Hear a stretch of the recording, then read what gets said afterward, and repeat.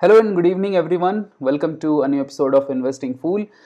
We are recording this video after almost a week and not much has been happening in the market apart from the bloodbath that all of us are seeing.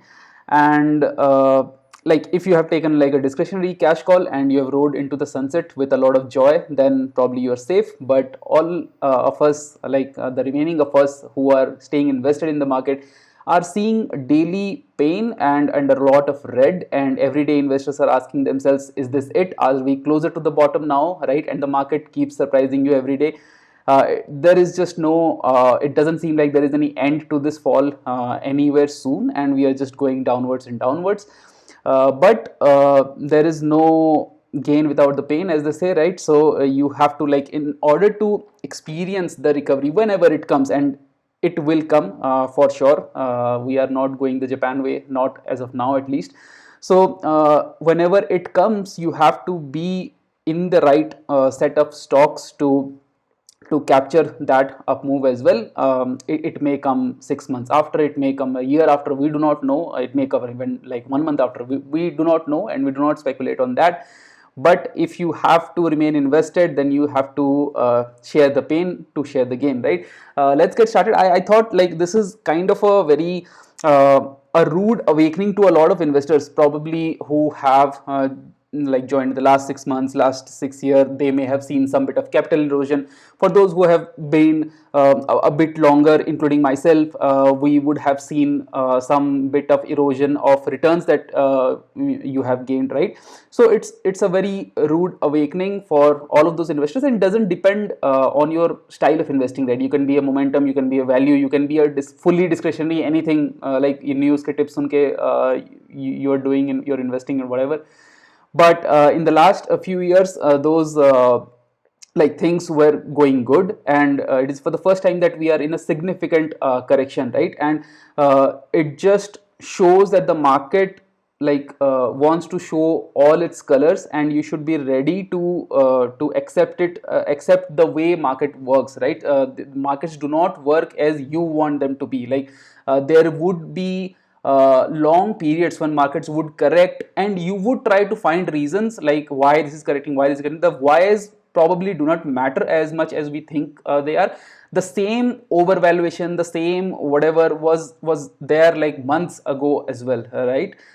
Some things has changed, of course, like the dollar has strengthened and all those, but we are not talking about macros in this episode. I just thought that I was going to make like a longer video about some other points, but I thought let's make a quick video about some very small points, but in regards to the portfolio, and not like discounting the macros altogether, right? So let's just begin the video, and please read the disclaimer. It's for your own benefit, and do not disregard it. Please do your own due diligence before investing.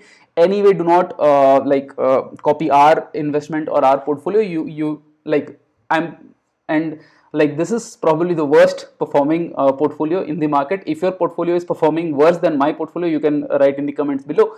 But that is the reason, right? We put it like in a very straightjacket manner. Whatever losses we are facing, we are keeping it right in front of you. If you want to be a part of this journey, if you are watching our videos for the first time, feel free to subscribe to the channel, and let's get started. So this is just one slide today, a few points that I wanted to discuss. So actually before this, let's take a like cursory look at the portfolio, right? So our core portfolio, okay, these are the sectors. You can see everything is in red here, everything is in red here, right? Small caps corrected by around 3.5% or maybe closer to 4% today. Our portfolio also corrected close to 4%. If you look at the composition of the portfolio right now, it's like large caps are pretty limited, right? We have only five large cap stocks, and the rest are mid and small, which are getting hammered like anything every day. Until like a large part of last year and even the start of this fall, right? The large caps were typically falling more than the mid and small, but now the bloodbath in the mid and small caps is just not stopping, and it's much more than large caps. So they're making up for all those periods when they were outperforming large caps in terms of the fall. Okay, So in terms of the portfolio, of course, we are down. The index was also down. We like the returns are nothing to talk about really. We have fallen by quite a huge chunk from the base index, right?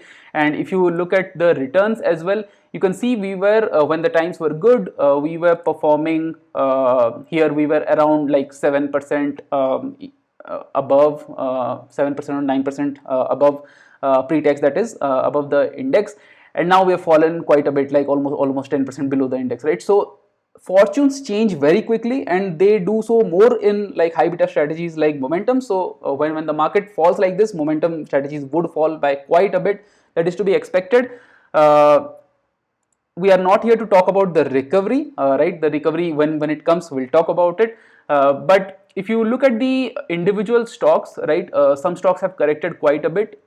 Actually, I calculated the average. The average stock in this portfolio, in this 21 stock portfolio, is down almost 22% from the all-time high, right? And some have fallen, like Newgen, we just took in the middle of this month during the rebalancing, and it has fallen 36% since then, right? It has fallen like it has fallen 10% today. So these are the kind of pains you will see quite a bit.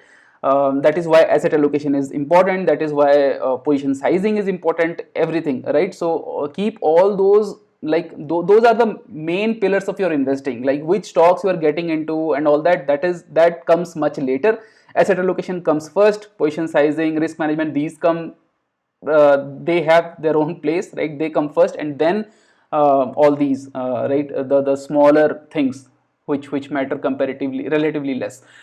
So okay, let's go back here. So the first thing that I wanted to talk about is the lag effect. Again, this video might stretch on for some time because I don't know, I just have a habit of extending, I guess.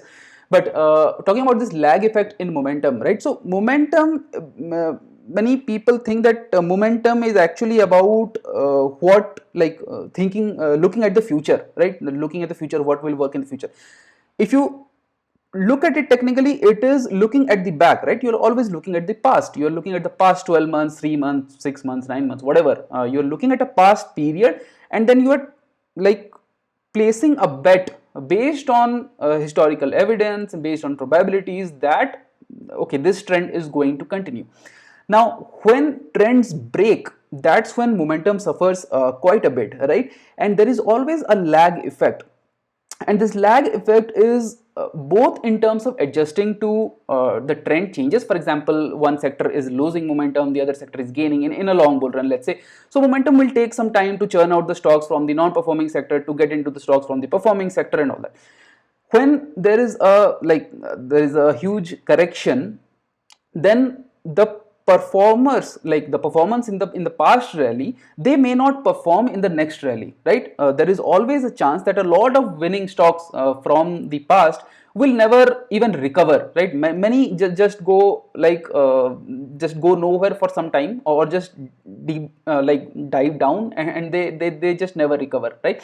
So those kind of things can happen. And momentum here also, it takes time to identify trends, because the trends do not get established right away, right? You are in a huge correction, you fall quite a bit, and then it's all a mess, right? No one knows what is happening, no one knows what is going to perform. You see some small green shoots somewhere, again they dissipate. Again you may see green shoots elsewhere, they again may dissipate, right? So the trend establishment itself takes time. And when you in momentum, you are not typically looking for like 1 month, right? Which is the period of a short term mean reversion. You're not looking at 1 month, you're looking at like 6 months. So when in the midst of a correction, you are probably looking at outdated data for a long time, right? So if you're looking, you're still standing here and you're looking 1 year like back, right? So some stocks might have been performing really well in the past 1 year, but let's say they do not perform at all going forward. So a lot of churn will happen. You will never know whether what is being identified as a momentum strategy is correct or not. But the good thing about momentum is that it is a self-correcting strategy, right? So while you may undergo some intermediate pain during this level, ultimately, if the trend is significant enough, if it is sustainable enough, momentum will find a way to latch onto it, right? And that is why momentum is often called like a chameleon, right? so when value stocks start performing, momentum can get into value. When quality stocks start performing, momentum can get into quality names. So momentum can change its color based on whatever is performing, and performing, the outcome is obviously price action, right? Everyone is here to make money. So there is always this lag effect, and this lag effect may cause further pain while we are undergoing this correction. Whenever the recovery comes, till that time there would be a lot of pain, so be prepared for that. You cannot escape that. If you are in a rotational strategy like we are, we had taken a cash call, right, in the last like I guess in November, in the November rebalancing, when the equity curve and the Nifty 500 was below its 200 DMA, right? So we had just done exits and we are not taking any new entries. But the more and more I look at it, the more I feel that all these are very, very discretionary. We can remain below the 200 DMA for a long period of time as well. When recovery starts, I do not want to be in cash at that point of time, right? Some bit of pain we are already enduring. We might endure lots of pain.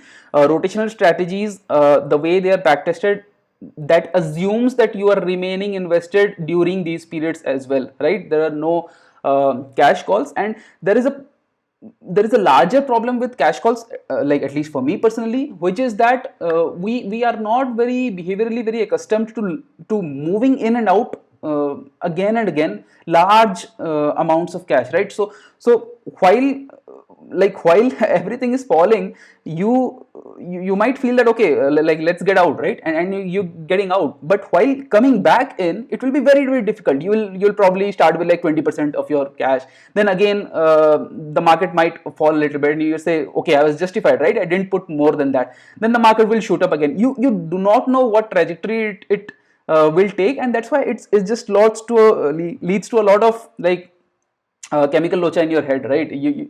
I personally do not want that, so I would just probably stay with the strategy. If it's going down, I'm going down with it, right? Whenever it goes to cash, I will move to cash definitely. So in what conditions it will go to cash, that's the where the the next point is. But before that, this is something that we have discussed before as well. The market pain is much more than the index pain, right? So if you look at some of these indices, they have fallen like 13%, 15% from the all-time high. Momentum indices created by NSE have fallen by much more.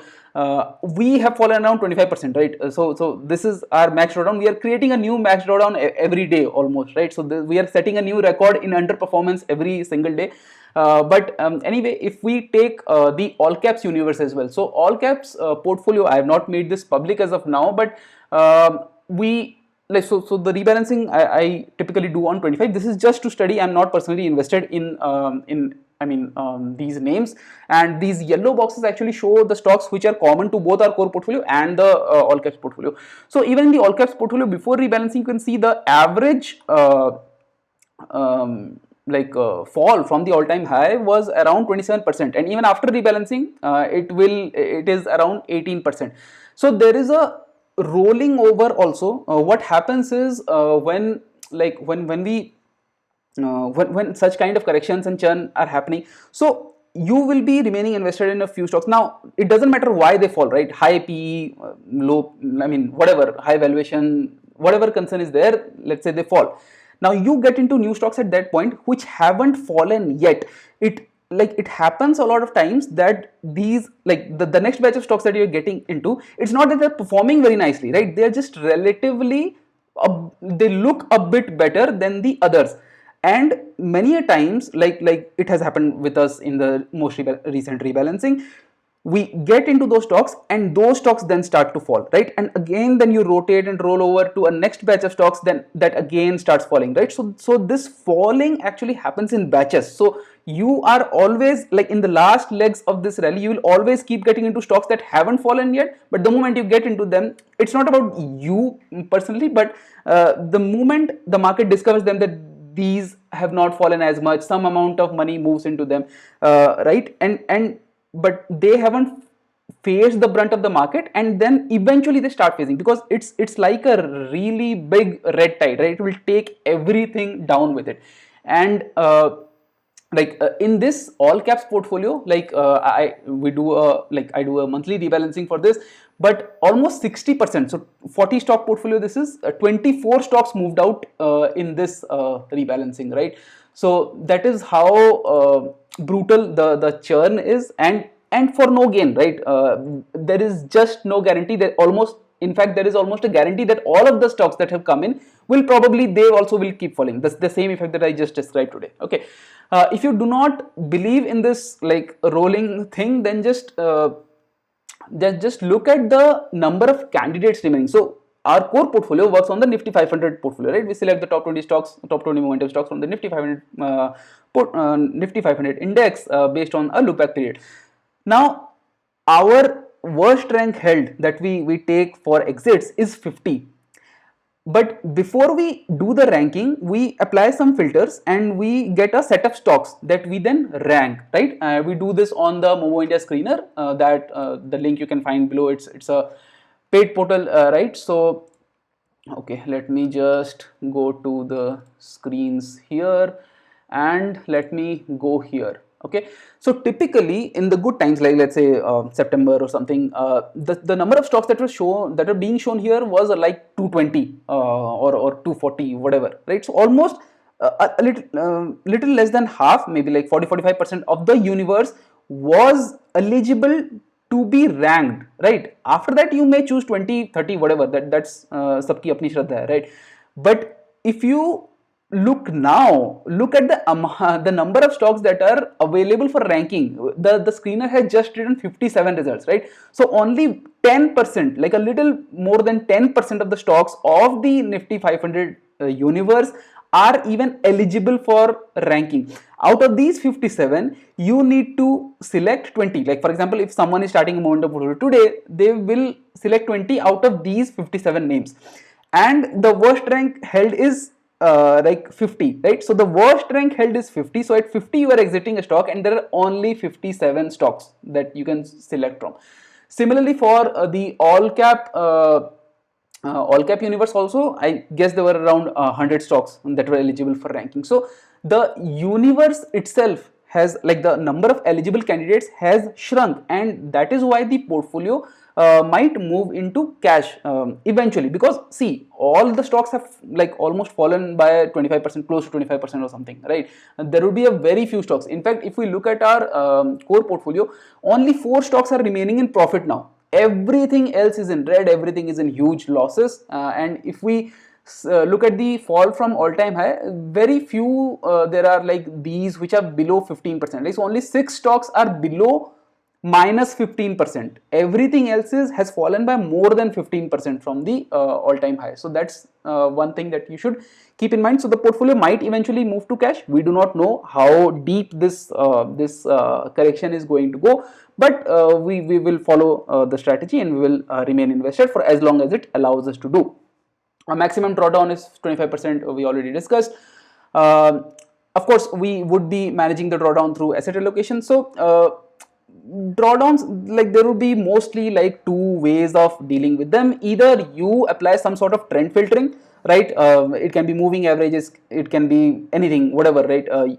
So based on that, you like get in and out of the market, or you just exit your stocks, do not take any new entries, such kind of things, basically leading to a cash call, a partial or a full cash call. That's one thing. The other is you are managing a drawdown via asset allocation, right? So if you are invested in gold, you're invested in, I mean, whatever, right? Debt, real estate, whatever, crypto, lots of things are doing well today. Actually, that is one other point that I wanted to discuss. So gold is at almost a new all-time high. Bitcoin also is. So the pain is not like all around. I guess Bitcoin would have fallen in the last couple of days based on the behavior of Nasdaq, but I'm not sure. Check kar lena.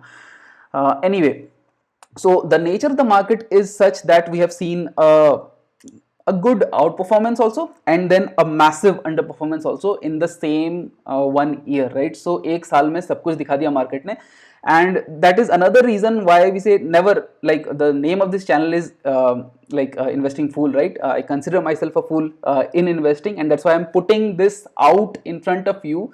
Never ever try to like copy portfolios, because you see what kind of pain you can go through while doing these things, right?